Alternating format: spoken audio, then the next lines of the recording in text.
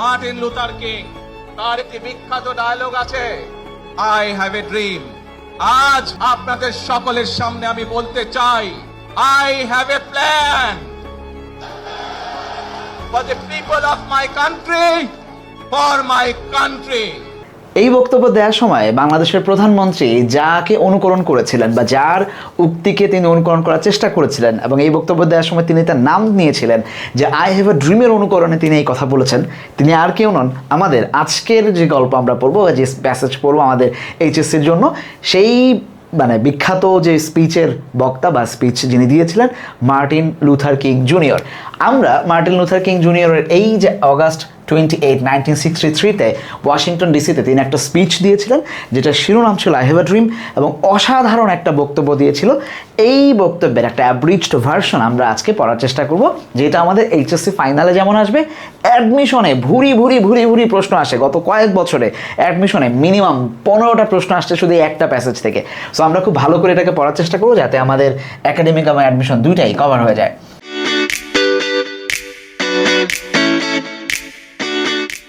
আসো, the negro is still not free.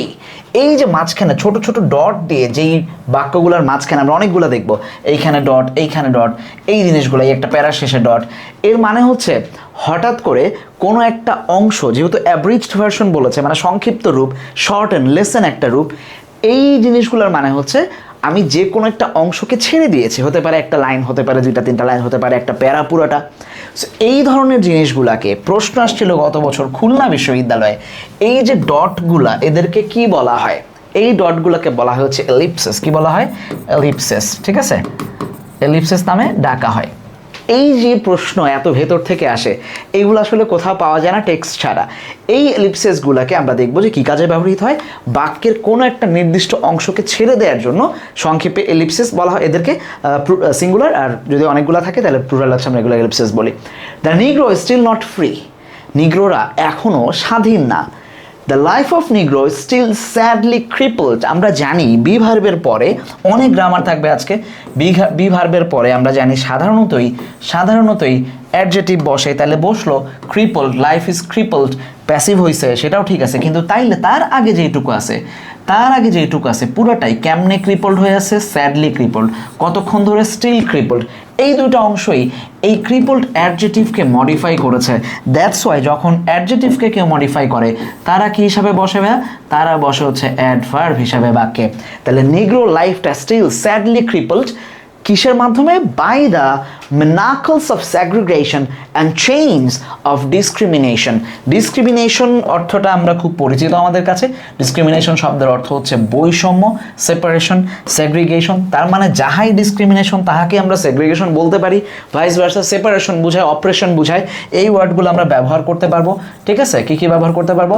Separation বুঝাবে, operation বুঝাবে, এই ওয়ার্ডগুলোকে আমরা ব্যবহার করতে পারবো। অন্যায়, অবিচার, ডিসক্রিমিনেশন, বিচ্ছেদ, সেপারেশন, এই জিনিসগুলোকে বোঝায়। এই তাদেরকে ক্রিপলড করে রাখা হয়েছে, ডিজেবল করে রাখা হয়েছে।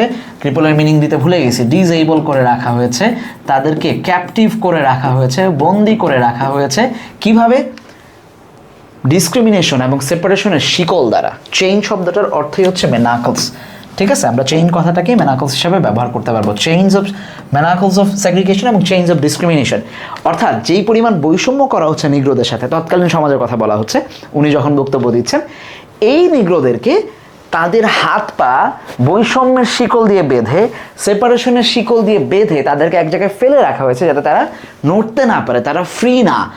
পুরো লেসন জুড়ে আমরা দেখব মার্টিন লুথার কিং এত সুন্দর সুন্দর উপমা ব্যবহার করবেন, এত অসাধারণ সব বাক্যের গঠন, বাক্য শৈলী তিনি দেখাবেন। এটা আমাদের রিটেনের ক্ষেত্রেও কাজে লাগতে পারে। The নিগ্রো leaves on a lonely island of poverty in the midst of vast ocean of material prosperity. আমার সবচেয়ে ফেভারিট লাইনগুলোর মধ্যে একটা এই গল্পের। আমি একটু উদাহরণ দিয়ে বুঝাই উনি কি বলছেন। উনি বলছেন একটা ওশানের কল্পনা করছেন। ধরে নেই এটা একটা ওশান, ঠিক আছে? ওশান সবসময় মনে রাখবা, আমরা যখন লিটারেচারে পড়বো তখন ওশান মানে হচ্ছে সমৃদ্ধি। ঠিক আছে, ওশান মানে হচ্ছে, আমি একটু বাংলা লিখি যাতে তোমাদের বুঝতে সুবিধা হয়। ওশান মানে হচ্ছে সমৃদ্ধি, যত সমৃদ্ধির জায়গা সেটা হচ্ছে ওশান। কারণ সাগরে তুমি ইমাজিন করো, সাগরে তো খনিজ থাকে, মিনারেল থাকে, মাছ থাকে, প্রবাল থাকে, থাকে নাকি তেল থাকে, হ্যাঁ। কিন্তু এই একটা ছোট্ট আইল্যান্ড যদি তার মাঝখানে থাকে, যে এইটুকু একটা আইল্যান্ড, সেন্ট মার্টিনস ধরো, এখানে দুই একটা গাছপালা ছাড়া, একটু ঘন বন জঙ্গল আর একটু মাটি, এছাড়া আর কিছু নাই, তাহলে এই সমুদ্রটার আশপাশ দিয়ে এই দ্বীপটার আশেপাশে সব কিছুতে আমরা দেখব সমৃদ্ধি আর সমৃদ্ধি আর সমৃদ্ধি, প্রসপারিটি, ডেভেলপমেন্ট, প্রোগ্রেস। কিন্তু এই দ্বীপটুকু, অনলি এই অংশটুকু সবসময় আমরা দেখব আইল্যান্ড হচ্ছে একটা ছোট্ট জায়গা, যেটাকে একাকিত্ব বোঝায়। হ্যাঁ, সেটাকে কি বোঝায়? একাকিত্ব বোঝায়, একাকিত্ব বোঝাচ্ছে। তার মানে এই জায়গায় উন্নতি নাই। সমুদ্র যত সমৃদ্ধ, দ্বীপ তত অনুন্নত। এইবার আসো, উনি কি বলছেন? উনি বলছেন নিগ্রো leaves on a lonely island of poverty. দারিদ্র্যের একটা শূন্য অঞ্চলে, একাকী অঞ্চলে সে বসবাস করে, in the midst of vast ocean of material prosperity. যেখানে আমেরিকান সোসাইটি ম্যাটেরিয়ালি এত প্রসপার্ড হয়ে গেছে, তাদের এত ধন সম্পদ, এত ঐশ্বর্য, পড়াশোনায় তারা এত অ্যাডভান্সড, টেকনোলজিক্যালি তারা অ্যাডভান্সড হচ্ছে। 1963 অলরেডি টেকনোলজি আসতেছে, অন্যান্য শিল্প কারখানাতে তারা এত অ্যাডভান্সড, পুরো জাতি আগে যাচ্ছে। ওশানের মতো, এই যে ওশানের যে অবস্থা, আমেরিকার সবার অবস্থা এরকম, কিন্তু নিগ্রো বসবাস করতেছে একটা ছোট্ট আইল্যান্ডে, আইল্যান্ড অফ পভার্টি, যেখানে দারিদ্র্যে ভরা। ঠিক আছে? The negro still languished in the corner of American society. তাদেরকে ল্যাঙ্গুয়েজ করে রাখা হয়েছে। ল্যাঙ্গুয়েজ মানে কোণঠাসা করে রাখা, সাইড অ্যাপার্ট। ঠিক আছে? তাদেরকে কোণঠাসা করে রাখা হয়েছে। Still languished in the corner of American society. Downtown বলে একটা শব্দ তৈরি হয়েছে এরপরে, যে শহরতলিতে যারা থাকে, আমরা এখনও ব্যবহার করি এগুলা, যে বস্তি এলাকাকে বলি, যে ওইখানে মানুষজন দেখবে বস্তির পাশেই সবচেয়ে বড় বড় বিল্ডিংগুলো থাকে। পৃথিবীর সবচেয়ে বড় যে বস্তি ভারতে, সম্ভবত ধারাবি নামে একটা বস্তি আছে, আমি নামটা এক্স্যাক্টলি ভুলে গেছি, চেক করে নিও। ওই বস্তির ওই বস্তির ঠিক পাশে ভারতের সবচেয়ে বড় আবাসন প্রকল্প, মানে হাই রেজ বিল্ডিং, 100 তলা 50 তলা বিল্ডিংগুলোর ঠিক পাশেই হচ্ছে একটা বড় বস্তি, যেখানে স্লামডগ মিলিয়নিয়ারের হয়েছিল, মানে সেট বানাইছিল। তাহলে এইরকম অবস্থায় আমেরিকান সোসাইটির একটা কোনায় তাকে ঠেলে দেওয়া হচ্ছে, and find himself as an exile. সে তার নিজেকে কি অবস্থায় পাচ্ছে? নির্বাসিত। এক্সাইল মানে হচ্ছে নির্বাসিত অবস্থায় পাচ্ছে, ইন হিজ ওন ল্যান্ড। তারই নিজের জায়গা এটা, তার বাপদাদা এখানে ছিল, সে এইখানেই আছে, এটাই তার দেশ, তার পাসপোর্ট আছে, তার সব কিছু আছে, সেই দেশের নাগরিক, কিন্তু তার মনে হচ্ছে যে আমি নির্বাসিত। নির্বাসনে যখন কেউ থাকে তখন সে ক্যাপটিভ থাকে, একাকী থাকে। So we have come here today to dramatize a shameful condition. আমরা এমন একটা শেমফুল কন্ডিশন, ন্যাক্কারজনক, লজ্জাজনক অবস্থার বর্ণনা দিব। ড্রামাটাইজ মানে শো করা অর্থে এখানে, যদিও ড্রামাটাইজ মানে নাটক করা, বাট এইখানে উনি বলছেন, যে স্টেজে উনি দাঁড়াইছেন, এই স্টেজে দ্বারা উনি বলতেছেন যে আমরা এখানে আজকে কি করব? পারফর্ম করা মানে হচ্ছে এখানে ইলাস্ট্রেট করব বা ডেমনস্ট্রেশন দিব আমরা। ঠিক আছে? ডেমনস্ট্রেট হিসাবে এটাকে ব্যবহার করতে পারি, ওয়ার্ডটাকে এই জায়গায় আমরা এখানে ডেমনস্ট্রেট করব। আর শেমফুল কন্ডিশন, তাহলে কন্ডিশন নাউন, শেমফুল হচ্ছে তাহলে কি হিসাবে? এখানে অ্যাডজেক্টিভ হিসাবে ব্যবহৃত হয়েছে, যে কন্ডিশনটা কেমন, শেমফুল কন্ডিশন, একটা ড্রামাটাইজ করব আমরা। আচ্ছা, I say you today, my friends, even though we face difficulties of today and tomorrow, I still have a dream. আমার একটা স্বপ্ন আছে। I still dream, it is a dream deeply rooted in American dream. এটা আমেরিকার স্বপ্নের সাথে এইটা connected, rooted, প্রথিত। America যখন প্রতিষ্ঠিত হয়েছিল 1776 সালে, ইংল্যান্ডের পরাধীনতা থেকে যখন তারা বেরোচ্ছে, তখন আমেরিকান ড্রিম নামে একটা টার্ম তৈরি হয়েছে, যে এইখানে আমেরিকান ড্রিম প্রতিষ্ঠিত হবে। এখন এটা আমরা ইউজ করি যখন মানুষ দেশ থেকে বিদেশে যায়, তখন মানে আমেরিকায় কেউ যাইতে চাইলে আমেরিকান ড্রিম লিভ করতে চায়, এটা তারা প্রতিষ্ঠা হতে এখনও চলে, এটা মানে 21 শতাব্দীতে এসব। যাচ্ছি পরে এই একটা লাইন থেকে, এই যে ইভেন দো বিউপিতে প্রশ্ন আসছিল 2023-24 সেশনে। ঠিক আছে? আসো, it is a dream deeply rooted, এই লাইন থেকে বিউপিতে আবারও প্রশ্ন আসছে তারপরের বছর। প্রত্যেক বছর বিউপিতে, যারা বিউপিতে পরীক্ষা দিবা এবং ঢাবিতে পরীক্ষা দিবা, এখান থেকে একটা প্রশ্ন অলমোস্ট কমন পাওয়া যাবে যে কোনো ইউনিটে। ঠিক আছে? I have a dream that one day this nation will rise up and live out. এই অঞ্চল থেকেও, মানে এই একটা লাইন থেকেও বিউপিতে প্রশ্ন আছে 3 বার। বিশ্বাস না হয় আমাদের বিউপির প্রশ্ন সাজেশন দেয়া আছে, মানে অ্যানালাইসিস করা আছে, ইউটিউবে দেখে নিও। এইটা তার ট্রু মিনিংয়ের উপরে প্রতিষ্ঠিত। Will rise up and live out, direct প্রশ্ন তুলে দিয়ে দিছে বিউপি, যেখানে রাইজ আপ পরে গ্যাপ, এখন তুমি live out, understand, whatever, 4টা অপশন দেওয়া ছিল, 4টাই অর্থগত রাইট, কিন্তু সঠিক উত্তর হচ্ছে এটা, কারণ টেক্সট থেকে প্রশ্ন আসছে।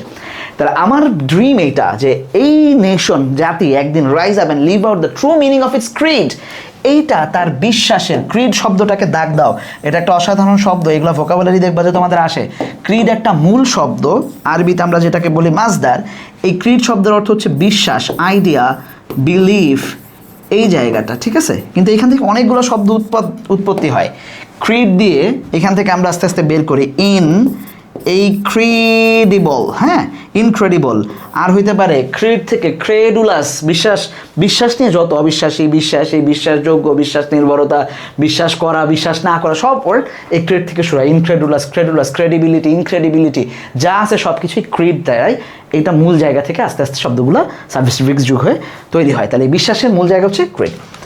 তারা এইটা বিশ্বাস করবে, the whole truth to be self evident that all man are created equal. Dhaka বিশ্ববিদ্যালয়ে এই জায়গা থেকে তোমাদের এক্সপ্লেনেশন আসতে পারে, প্রত্যেকবারই সম্ভাবনা থাকে, এবারও সম্ভাবনা থাকবে। তাহলে এইটা হচ্ছে আমেরিকান ড্রিম, যেটা সেটাই হচ্ছে এইটা। যখন ব্রিটিশরা তাদেরকে অত্যাচার চালাইতো, তখন তারা এই ড্রিম দেখছে। কি American dream? All man are created equal. এই হচ্ছে আমেরিকান ড্রিম, সকল মানুষ সমান। এখন এসে আমরা দেখতেছি সকল মানুষ সমান না, নিগ্রোদেরকে অত্যাচার করা হচ্ছে, তাদেরকে সোসাইটির এক কোণায় ঠেলে দেওয়া হচ্ছে। তারা একটা ছোট্ট দ্বীপে বসবাস করতেছে দারিদ্রের, যেখানে ম্যাটেরিয়াল প্রসপারিটি আশপাশ ভরা, তাদেরকে ডিসক্রিমিনেশনের চেইন দ্বারা আটকায় রেখে ক্রিপল্ড করা হচ্ছে। এই কন্ডিশনটার কথাই তিনি বলার চেষ্টা করেছেন। আই গেস আমার পয়েন্ট ক্লিয়ার। আসো,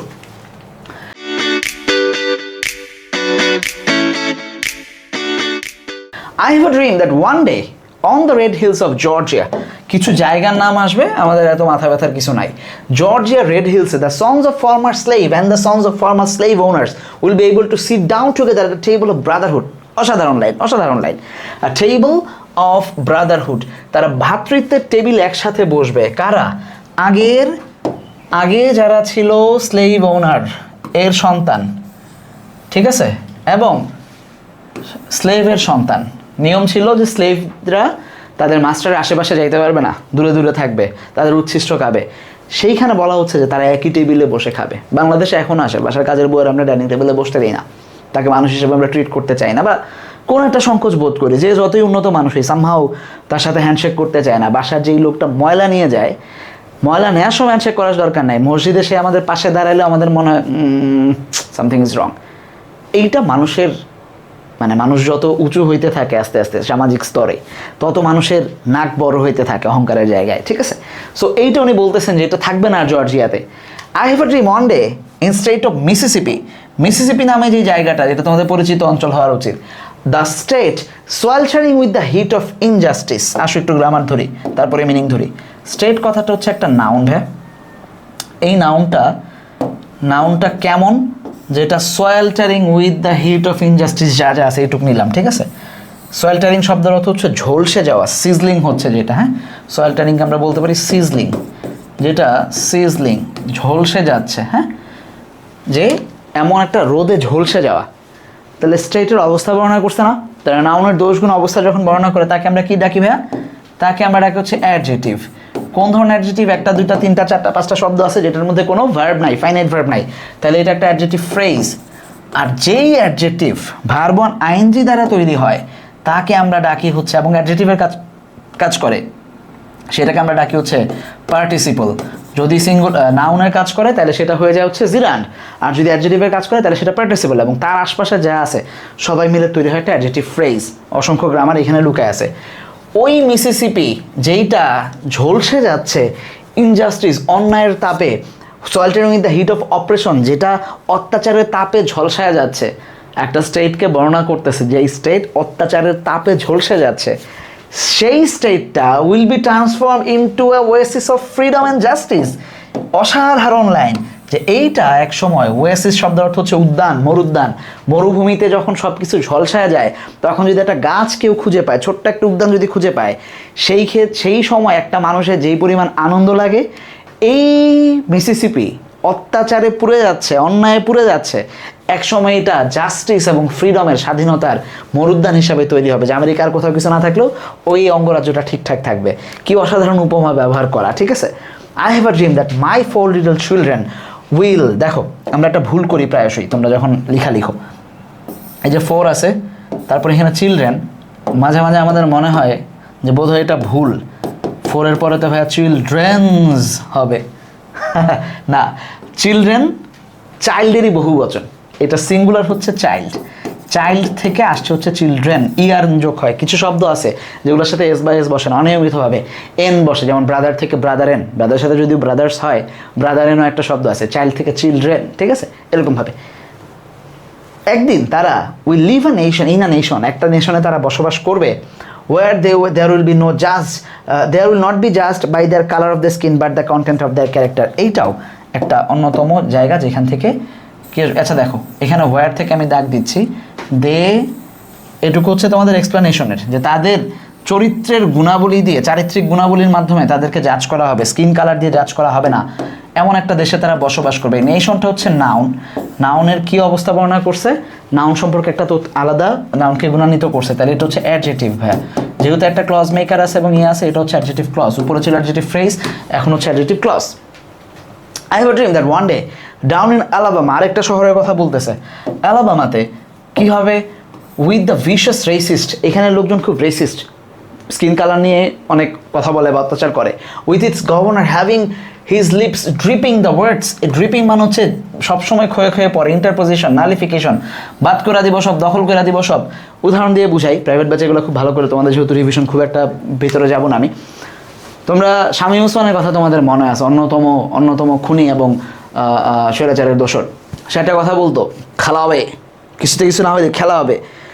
স্বরাষ্ট্রমন্ত্রী যে মানে ফাঁসির দণ্ডাদেশপ্রাপ্ত খুনি আসাদুজ্জামান কামাল ছিল, যে স্বৈরাচারের দোসর, এই খুনি সবসময় একটা কথা বলতো, তদন্ত করা হচ্ছে এই ঘটনা, তারপর আমরা জানাবো। আর কোনোদিন তদন্তের রিপোর্ট তোমরা কিন্তু দেখো নাই।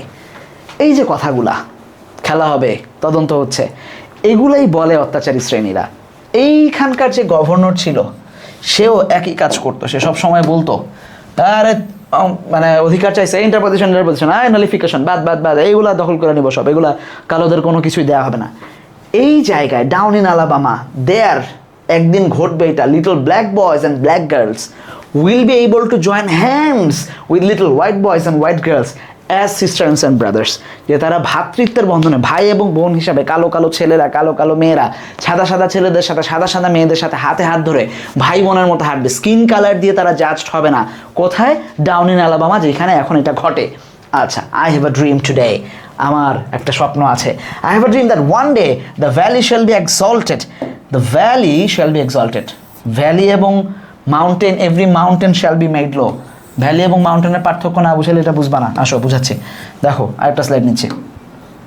মাউন্টেন কেমন হয়, তোমরা পাহাড় দেখছো কিনা, না দেখলেও অন্তত মানে কল্পনা তো করতে পারো, বা ছবি দেখছো, পাহাড় হয় এরকম, ঠিক আছে, এরকম মাঝখান দিয়ে, দুইটা পাহাড়ের মাঝখান দিয়ে সবসময় একটা ছোট্ট যাতায়াতের রাস্তা থাকে, এদিক দিয়ে মানুষ যাওয়া আসা করে।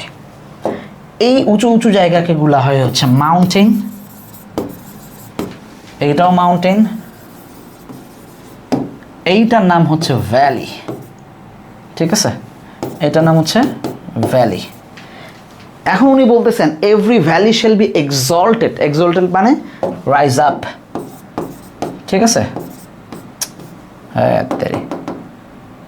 এক্সল্টেড মানে রাইজ আপ, টু ক্লাইম্ব। আর মেড লো, লো মানে তো বুঝছো নিচু হওয়া, এটা ইনক্রিজ করা, এটা ডিক্রিজ করা।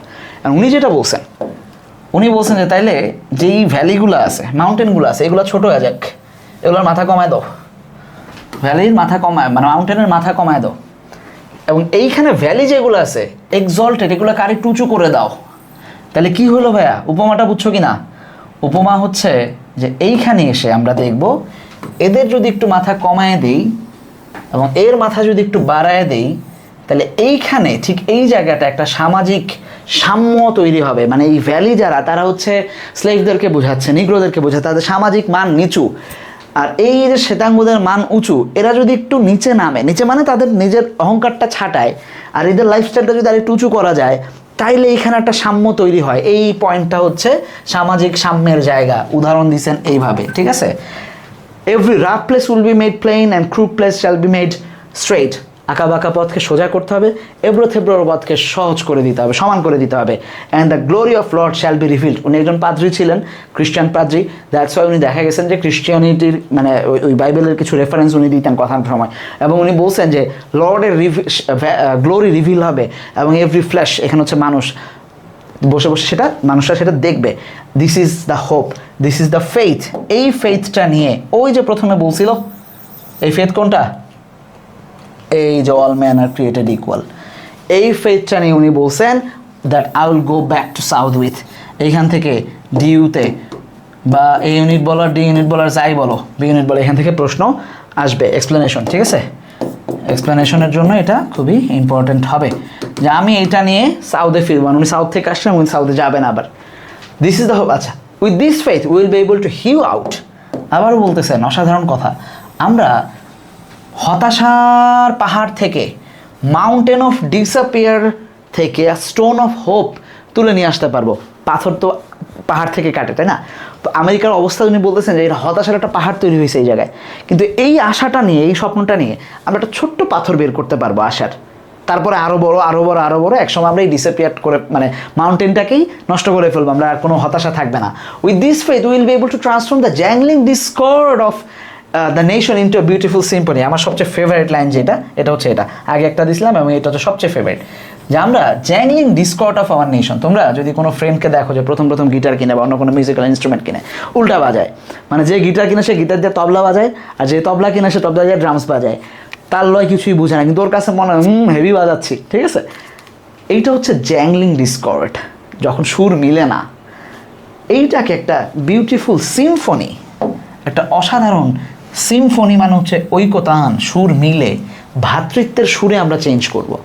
এখন যে একজন আরেকজনের সাথে মারামারি করতেছি, এটা হচ্ছে জ্যাংলিং ডিসকর্ড। এইটাকে আমরা চেঞ্জ করব একটা সিম্ফনি অফ ব্রাদারহুডের, ভ্রাতৃত্বের ঐক্যে বা সুর যেরকমভাবে মিলে বেসুরও যেন না হয়। With this faith will be able to work together, to pray together, struggle together. একসাথে কাজ করবো, একসাথে প্রে করবো, একসাথে স্ট্রাগল করবো, গো টু জেল টুগেদার, একসাথে জেলে যাবো, to stand up for freedom together, একসাথে আমরা ফ্রিডমের জন্য দাঁড়াবো, knowing that we will be free one day. একদিন আমরা স্বাধীন হয়ে ছাড়বো, এই বিশ্বাস আমাদের থাকতে হবে। If America its to be a great nation again, যদি আমেরিকাকে সেই মহান দেশ হইতে হয় যেই স্বপ্নটা প্রথমে দেখছে অল ম্যান আর ইকুয়াল, তাহলে অবশ্যই এটাকে ট্রু হইতে হবে। ওই কথাটা যেটা বলছে, এই কথাটাকে মানতে হবে। এই স্বপ্ন যেটা তাদের বিশ্বাসের মধ্যে, ক্রিডের মধ্যে প্রথিত ছিল, সেটাকে মানতে হবে। তাহলে করতে হবে কি? So let the freedom ring. এই রিং মানে হচ্ছে, যেহেতু উনি খ্রিস্টান ছিলেন, আবারও বুঝাইতেছি, খ্রিস্টানদের চার্চে ঘন্টা দেয়, ঘন্টা দিলে সবাই একসাথে প্রে করতে আসে। তো উনি বলছেন যে ফ্রিডম রিং করো এবার, যাতে সবাই প্রডিজিয়াস হিপটপ নিউ হ্যাম্পশায়ারের সেই বড় বড় পাহাড় থেকে, মাইটি অ্যালায়েন্স অফ নিউ ইয়র্কের বড় বড় পর্বতমালা থেকে, অন্যান্য জায়গা থেকে সবাই যেন, পেনসিলভেনিয়ার পর্বতমালা থেকে সবাই যেন চলে আসে ওই ফ্রিডমের ঘন্টা ধরে শুনে, প্রেয়ারের ঘন্টা ধরে শুনে সবাই যেরকম চার্চে যায়, ফ্রিডমের ঘন্টা ধরে শুনে সবাই যেন এবার চলে আসে। Let freedom ring from every hills and mole hills of Mississippi. মিসিসিপির সকল হিল এবং মো হিল থেকে ডাক দাও, ফ্রিডমের রিং ডাক দাও। From every mountain let the freedom ring. এটা লেট ফ্রিডম রিং কি কোন বাক্য এটা আমরা জানি, এটা হচ্ছে ইম্পারেটিভ সেন্টেন্সে বসছে। And when this happens, when we allow freedom ring, when we let ring the every village and hamlet, hamlet মানে হচ্ছে ছোট ছোট গ্রাম, মানে গ্রামের চেয়ে একটু ছোট, পাড়া মহল্লা টাইপ, হ্যাঁ? যখন আমরা এই প্রত্যেকটা গ্রাম থেকে, হ্যামলেট থেকে, প্রত্যেকটা স্টেট এবং সিটি থেকে রিং করব ফ্রিডমকে, ফ্রিডমের ঘন্টা বাজাবো, স্বাধীনতার ঘন্টা বাজাবো, স্বাধীনতার ডাক দিব, will be able to speak the day when all God's children, তার বিশ্বাস অনুযায়ী মানুষ গডের চিলড্রেন, এটা যেহেতু খ্রিস্টানরা বিশ্বাস করে, black man and white man, Zeus and Gentile, Protestant, Catholics, will be able to join and sing the words of old নিগ্রো। যে সবাই একসাথে এসে নিগ্রো স্পিরিচুয়ালের সেই গানটা গাবে। কী গান সেটা? Free at last, free at last, thanks almighty, free at last. এই হচ্ছে ওই স্পিরিচুয়াল, নিগ্রো স্পিরিচুয়ালের গান, যেটা সবাই আমরা আবার একসাথে গাইতে পারবে, এটা উনি বলতেছেন। অ্যাব্রিজড ভার্সন এটা। What is the meaning of অ্যাব্রিজড? আমরা জানি অ্যাব্রিজড মানে হচ্ছে যখন কোনো জিনিস শর্টেন হয়, লেসেন হয়, একদম শুরুতেই দিতাম বাট আমি একটু পরে দিলাম, হ্যাঁ? যেটা লেস করা হয় তাকে, সেখান থেকে লেসেন, শর্ট করা হয় যাকে, সেখান থেকে শর্টেন। এই হচ্ছে হিসাব নিকাশ। তো খুব অসাধারণ একটা প্যাসেজ। এইখান থেকে অ্যাডমিশনে যেরকম আসবে, একাডেমিকেও আসবে। কিছু ভোকাবুলারি আমি দিছি, তোমরা নিজেরা দিয়ে নিবা। গ্রামারের আরও অনেক পড়াইতে পারতাম, বাট পেঁচাই নেই, যেহেতু একাডেমিক তোমাদের এখন একটু জরুরি। ইনশাআল্লাহ অ্যাডমিশনের সময় আবার এই ক্লাসটাকে আরও ডিটেইল পড়াবো আমি তোমাদেরকে, ঠিক আছে? তাহলে এমসিকিউগুলো কী করবা? অ্যাজ ইউজুয়াল HW করবা, তোমাদের ক্লাস হয়ে যাবে, তারপরে কোশ্চেনে আসবা। এগুলো সব বই থেকে দিছি, সুন্দর করে এগুলো নিজেরা করবা। এগুলো আমি আর পড়াবো না, একদম ইজি, জাস্ট কোনটার কোন ঘটনা সেটা আসছে। আর ফ্লো চার্টের ক্ষেত্রে স্টিল নট ফ্রি, তাহলে এখানে দিব স্টিল ল্যাঙ্গুয়েজ, ঠিক আছে? ল্যাঙ্গুয়েজ তাদের অবস্থা, তাহলে অ্যাডজেক্টিভ দিয়ে বর্ণনা করে দিলেই হয়ে যাচ্ছে, ব্যাড ভার্ব দিয়ে বর্ণনা করে দিলেই হয়ে যাচ্ছে। বিভিন্ন স্টেটগুলোর বর্ণনা চাইছে, নাম ধরে ধরে স্টেটের বর্ণনা দিয়ে দিবা, এত বড় নাম থাকতে পারে, ওকে। আর এটা প্যারাফ্রেজিং। রিটেনের তোমাদের কিন্তু একটা আলাদা, মানে তোমাদের রিটেনের কারো কারো আমার মনে হচ্ছে যে এখনও প্রবলেম তোমরা বলতে যাচ্ছ, সো আমরা তোমাদের জন্য আলাদা একটা গ্রুপ খুলছি, যেখানে আমরা প্রাইভেটলি তোমাদেরকে পড়াবো। ওই ফ্রি গ্রুপটাতে সবাই জয়েন হয়ে যাবে, প্যারাফ্রেজিং অন্যান্য সব কিছু শেখাবো তোমাদের ইনশাল্লাহ। So I have a dream complete হয়ে গেল। আসো এবার দেখা হচ্ছে পরের ক্লাসে। পরের ক্লাসে আই হ্যাভ আ প্ল্যান নিয়ে কথা হবে, যে আমরা কী কী প্ল্যান করতেছি তোমাদের জন্য ইনশাআল্লাহ। ভালো থাকো, সুস্থ থাকো, পড়াশোনার মধ্যে থাকো। আল্লাহ হাফিজ।